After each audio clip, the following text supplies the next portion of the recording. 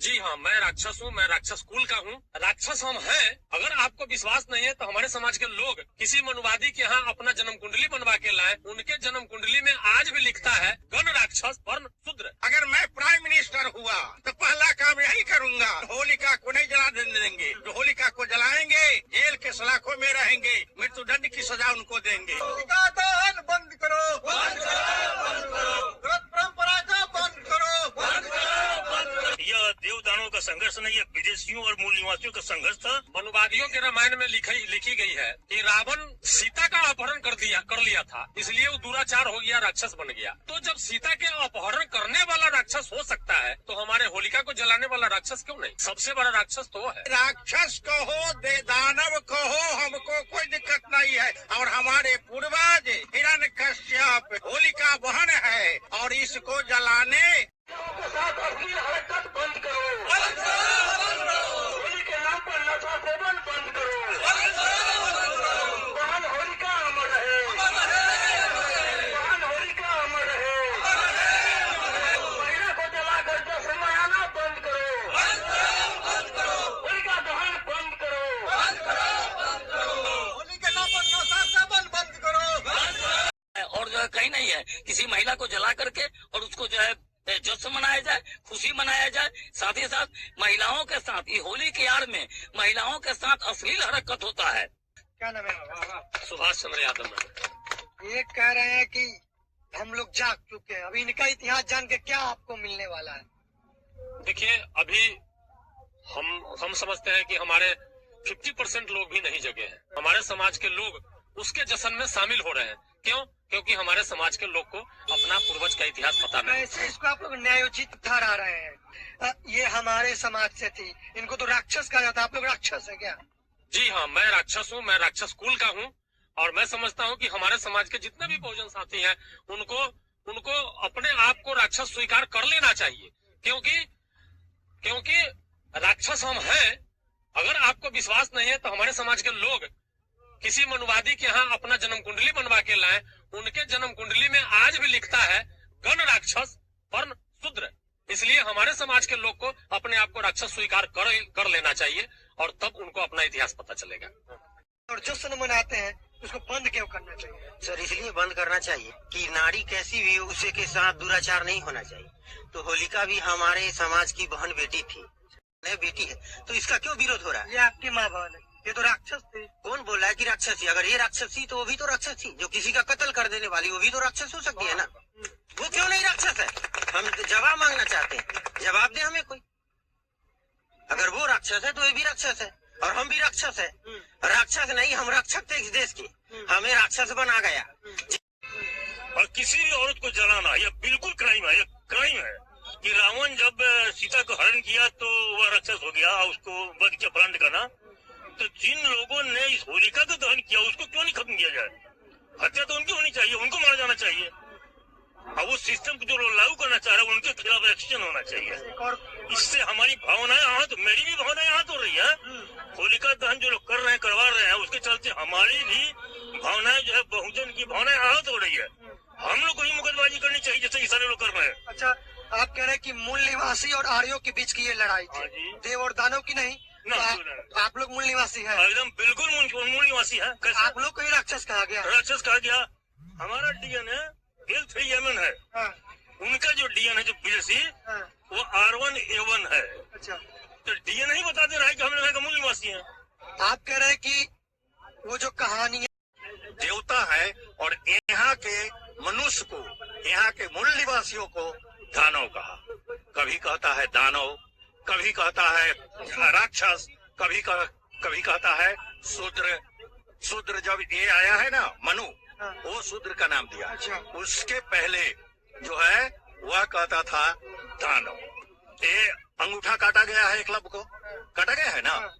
तो एक आदमी से पूछता है कि अच्छा गोत्र बताओ तुम्हारा क्या है, तो वो गोत्र बता दिया और कहता है कि मैं जो हूँ वह द्रोणाचार्य के वंशज है।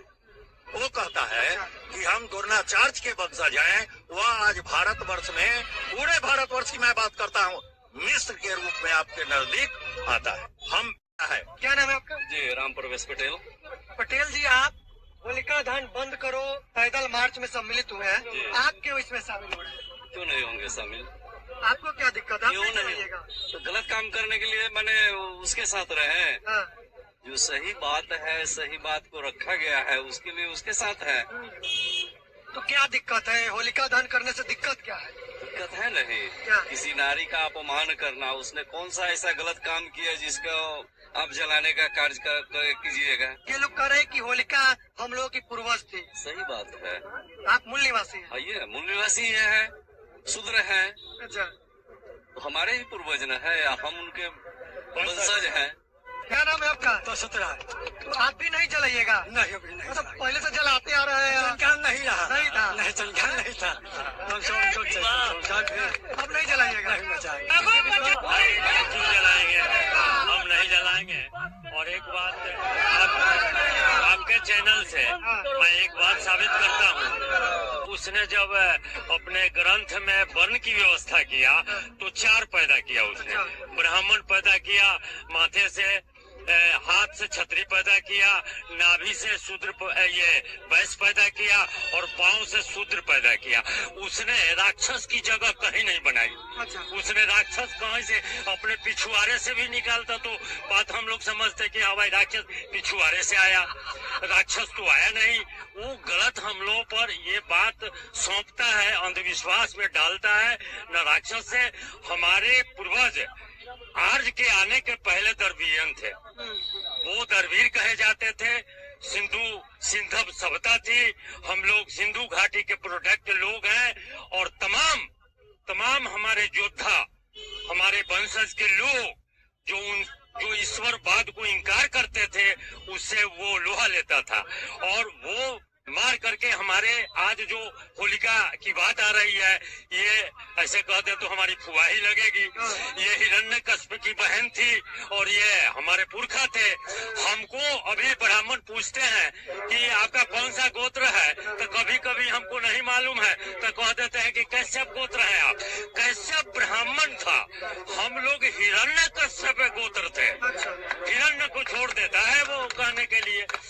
क्या नाम है आपका? महेंद्र प्रसाद मंडल। तो नहीं जलाइएगा? नहीं जलाना है भाई। अरे हम विरोध कर रहे हैं, जलाने वाले को माने कहते हैं कि मत जो ऐसा करो, हमारे पुरखा थे वो। सर क्या नाम को जानकारी नहीं थी, इसलिए हम लोग भी होलिका दहन में सम्मिलित होते थे। लेकिन अब जानकारी हुई है इसमें कि ये हमारी ही पूर्वजों के लोग थे, इसको होलिका दहन नहीं होना चाहिए, हम लोगों को अपमान हो रहा, इसलिए हम लोग भी नहीं होने देंगे। नहीं जलाइएगा? नहीं जलाएंगे। आपका क्या नाम है? मेरा नाम सर सुनील कुमार यादव। तो आप भी नहीं जलाने दीजिएगा? हमारे गार्जियन लोग जिसमें सहमत है उसमें हम फुल सहमत। तो इनके बात से सहमत है आप? जी सर। तो आपको लग रहा है कि ये सही बता रहे हैं आपको? फुल सही बता रहे हैं। जब गार्जियन लोग सही बता रहे हैं तो हम लोग को इन्हीं के आधार से चलना है सर। होलिका दहन आज नहीं कीजिएगा? नहीं सर, नहीं करेंगे। सच में? सच में नहीं करेंगे सर हम लोग। क्या नाम है आपका? रीतलाल साहनी।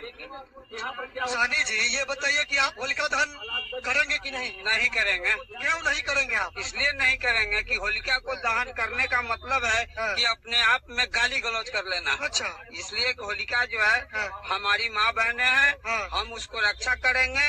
मनुवादियों ने इसको जलाया है, हम इसको पूजा करेंगे। अच्छा। हम नहीं जलाएंगे। आपकी ये माँ बहन है आपकी? तो आपने देखा होगा कि जब होलिका आती है, होली का त्योहार आता है तो लोग दारू पीते हैं, उस दिन मांस बनाते हैं, मांस भी खाते हैं। इसके बाद अगर किसी लड़की को रंग लगाते हैं, किसी औरत को रंग लगाते हैं तो उसको छेड़ते जरूर है। होलिका जब इकट्ठा करते हैं तो क्या करते हैं कि उसको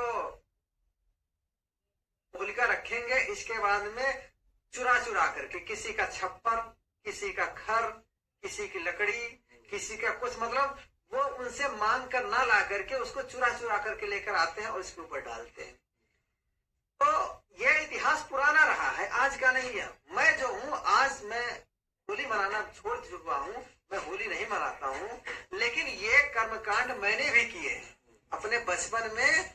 हमारे यहाँ जब होलिका मनाई जाती थी, होली का वो लक्कड़ और ये सब इकट्ठा किया जाता था, तो हम लोग ये क्या करते थे, दूसरे गांव से खर लेकर आते थे, किसी की मड़ई उठा लेकर आते थे, किसी का लक्कड़ उठा के लाके डाल देते थे, किसी का जो वो ओपल वाला है जो गोबर वाला जो वो होता है ओपल, वो उठा करके लाके डाल देते थे। किसी कोई व्यक्ति मतलब इस तरीके का चुरा चुरा करके लाके हम उसके ऊपर डालते हैं। इसका रीजन है कि जैसा उस टाइम उनके साथ हुआ था, होलिका के साथ हुआ था, वैसे ही हम सेम चीजें करते हैं।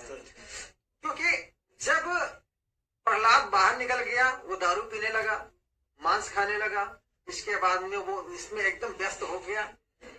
तो आपने देखा होगा कि जो प्रहलाद की जो बुआ थी उसका नाम था होलिका, और हमेशा जो बुआ होती है वो अपने भतीजे को बहुत प्यार करती है, क्योंकि वो उसके भाई का लड़का होता है।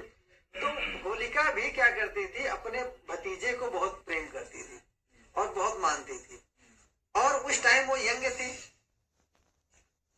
फिर जब वो शाम होता था तो वो सोचती थी कि पता नहीं प्रहलाद कुछ खाया, कुछ उसको मिला खाने के लिए कि नहीं मिला। तो वो क्या करती थी, शाम को जब बेरिया होता था तब वो निकलती थी, कुछ अपने हाथ में लेकर के, बर्तन थाली में लेकर के, इसके बाद में जाती थी, प्रहलाद को देकर के आती थी और कहती थी ले बेटा खा ली, और तुझे पता नहीं कुछ खाने को मिला कि नहीं मिला। तो ऐसे वो देकर के आती थी। और जिस दिन ये होलिका जलाते हैं उस दिन भी वही चीजें वो करने गई थी, अपने भतीजे को वो गई थी कुछ देने के लिए, खाने के लिए। लेकिन उस दिन क्या था कि जो उसके यार दोस्त थे वो मांस खा करके और दारू पी करके एकदम नशे में धुत थे, और प्रहलाद तो उससे भी ज्यादा धुत था। उस दिन वो इतनी दारू पी रखी थी, एकदम बेहोश था। वो जब गया वहां पे देने के लिए तो उनके यार दोस्तों ने क्या किया, उसको घेर लिया। घेरने के बाद उसको छेड़ने के बाद इसके साथ गलत व्यवहार किया, और सब लोगों ने मिलकर उसके साथ ऐसा किया जिसके वजह से वो बेचारी मर गई। इसके बाद जब वो मर गई तो आप जानते हैं कि जब कोई हादसा हो जाता है तो आंखें उसका कितने भी नशे में हो, बाद में वो सारा उसका नशा उतर जाता है। तो जब वो मर गई तब इन लोगों ने देखा, बोला कि अरे ये तो बहुत गलत हो गया, और ये तो मर गई, अब क्या किया जाए। और अगर राजा को इसकी जानकारी हो जाएगी तो कल सुबह हम लोग की तो फांसी हो जाएगी, हम लोग को राजा बख्शेगा नहीं, हमें मार देगा, तो क्या करें। तब इन लोगों ने क्या किया कि जैसे हम होलिका इकट्ठा करते थे पहले, वैसे ही, और जैसे इकट्ठा करते वैसे ही उस दिन भी वही हुआ कि ये कोई बोला कि मतलब सबने अपनी राय दिया।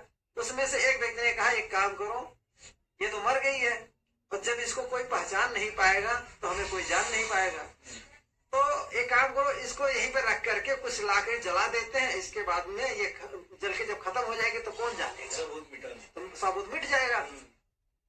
तो उस दिन भी ऐसे ही हुआ कि किसी का खर मिला, किसी की लक्कड़ मिली, किसी का छप्पर मिला, किसी का मतलब जो भी चीज मिला चुरा चुरा करके लेकर आए और होलिका के ऊपर डाल दिए, और इसके बाद उसमें आग लगा दिया।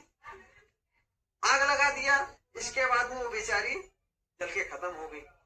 जब सुबह हुआ इसके बाद में ढूंढा जाने लगा कि आखिर होलिका कहाँ गई। तो किसी ने कहा कि इस रास्ते से, शाम का टाइम था, बेरिया थी और इस रास्ते से ऐसे गुजर के वो गई थी। तो जब छानबीन कराया गया तो पता लगा कि इस लोकेशन पे गई थी और वहां पे ऐसा ऐसा हादसा हुआ है। और जब छानबीन किया गया तो पता लगा कि यहाँ पे कुछ लोग दारू पी के पड़े हुए थे और यहाँ पे इस तरीके से आग लगाई गई, इस तरीके से जलाया गया। तो उन सबका नाम आया, जो लोग उनके साथ ऐसा व्यवहार किए थे और प्रहलाद थे, उन सबका नाम आया और उन सबको राजा के दरबार में पेश किया गया। जब पेश किया गया तो सबने कहा कि देखिए इन लोगों ने कोई वीरता का काम नहीं किया है। हाँ नहीं, जब उनके सामने पेश किया गया तो उन्होंने कहा कि देखिए इन लोगों ने बहुत गलत काम किया है और इनको फांसी की सजा होनी चाहिए, इनको जिंदा बख्शा नहीं जाएगा, इनको मौत की सजा सुनाई जाएगी।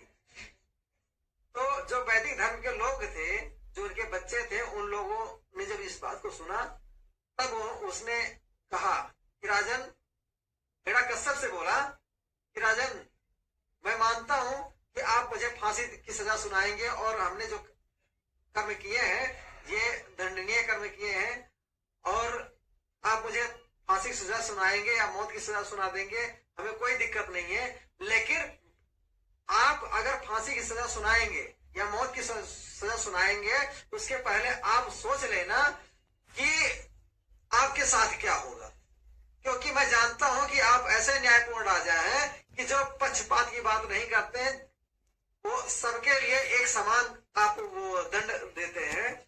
तो सबसे पहले इस बात को आप पहले सोच लेना, इसके बाद तब हमें इसकी सजा सुनाना। तब ये पता लगा कि आखिर में ये लोग ऐसा कह क्यों रहे हैं। तब जब ये पता लगाया गया, तब उन्होंने कहा कि आखिर में ऐसा क्यों बोल रहे हो। तब उसने कहा कि देखिए, जिस जगह पे ये हादसा हुआ उसमें तुम्हारा बेटा भी शामिल था, भले ही वो उस काम में शामिल नहीं था, लेकिन वहां पे तुम्हारा बेटा भी दारू पी करके, मांस खा करके और इसका सेवन करके वो भी वहीं पे पड़ा हुआ था। तो अगर आप मुझे फांसी की सजा सुनाएंगे, मौत की सजा सुनाएंगे, तो आपको अपने बेटे को भी मौत की सजा सुनानी पड़ेगी, क्योंकि आपका एक इकलौता बेटा है। तो आप सोच लीजिए अब आपको क्या कौन-सी सजा देंगे आप। तब हिरण्यकश्यप ने कहा कि आज मैं अब अपने बेटे से हार गया, अब मैं तुम लोगों को कोई सजा नहीं सुनाऊंगा, अब जनता के ऊपर इस चीज